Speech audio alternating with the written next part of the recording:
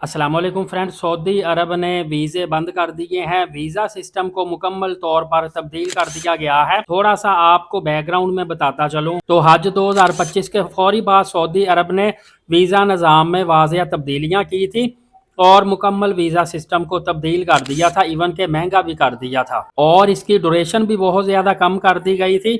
नई शराइत भी लागू की थी और बार बार इसको अपडेट भी करते रहे थे। अगर आपको मालूम हो तो सऊदी फैमिली विजिट वीज़ा ये 1 साल का मल्टीपल एंट्री वीज़ा मिलता था। ये 2025 हज से पहले इन्होंने आर्जी तौर पर बंद कर दिया था, लेकिन जब इन्होंने हज के फौरी बाद ओपन किया है तो 1 साल मल्टीपल की बजाय इन्होंने सिर्फ 3 महीने का मल्टीपल देना शुरू किया था, जो के बाद में ये भी अफवाह चलती रही थी कि ये वीज़ा फिर बढ़ाकर 1 साल के लिए कर दिया जाएगा। अभी चूंकि इसका आगाज़ है इस वजह से ये 3 माह का दे रहे हैं, लेकिन मुकम्मल साल गुजरने वाला है, दिसंबर आ चुका है, अभी तक ऐसा कुछ भी नहीं हुआ, ना ही होने वाला है। और याद रखिए कि बहुत सारे मुल्कों को ये 1 साल मल्टीपल ही मिल रहा है। ये पाकिस्तान, इंडिया, बांग्लादेश समेत चंद ऐसे ममालिक है जिनके लिए ये तमाम तर पाबंदियाँ लगाई गई थी।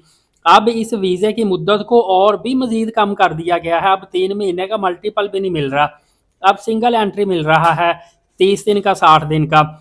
और इसको इसकी एक्सटेंशन आपको पता है कि पहले आप मल्टीपल टाइम एक्सटेंड करवा सकते थे, अब इन्होंने लिमिटेशन लगा दी है और इसमें सम टाइम एरर भी आ जाता है और आपको जवाजात में भी जाना पड़ता है। वीज़ा टू जवाजात और डिफरेंट किस्म के एरर भी आ रहे हैं। इवन के जिनके वीज़े 15 माह से आगे 12 माह से आगे 15 माह तक और फिर 15 से 18 और 18 से 21 तक जाते हैं तो उनको लिमिट एक्सीड की एरर आ रहा है। उसके बाद किसी जगह से भी उनका वीज़ा एक्सटेंड नहीं होता और बाज़ औक़ात फैमिलियों को वापस अपने कंट्री में ट्रैवल करना पड़ता है और फिर नया वीज़ा लेकर वापस आना पड़ता है। हज से पहले वीज़ों को आपको पता है रोक दिया जाता है, तो इस दफ़ा भी हज से पहले आर्जी तौर पर वीज़ों को रोक दिया जाएगा, बल्कि ये 18 अप्रैल 2026 की लास्ट डेडलाइन दे दी गई है।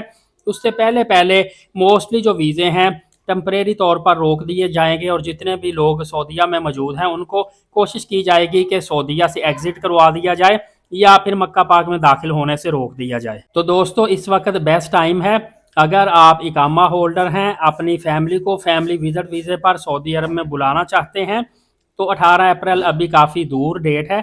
आप अपनी फैमिली को अपने पास फिर भी कोई 4 माह के लिए बुला सकते हैं, क्योंकि अगर 2 महीने और गुजर गए, रमज़ानुल मुबारक करीब आ गया, रश बहुत ज़्यादा हो गया, तो फिर हो सकता है आपके लिए मसला हो और सऊदी अरब किसी भी कैटेगरी का वीज़ा देने के लिए आपके लिए मुश्किलात पैदा करे। लेकिन एक बात याद रखिएगा, सऊदी अरब ने जिस कैटेगरी का वीज़ा निकाल दिया उस कैटेगरी का वीज़ा सऊदीया कभी भी बंद नहीं करता, लेकिन सिर्फ सिस्टम में तब्दीली और अपग्रेडेशन करता रहता है, चेंजिंग लेके आता रहता है, लेकिन वीज़े एज़ इट इज़ ही जारी रहते हैं और आप लगवा कर सऊदीया जा सकते हैं। सिर्फ इनकी पॉलिसी को फॉलो करना पड़ता है।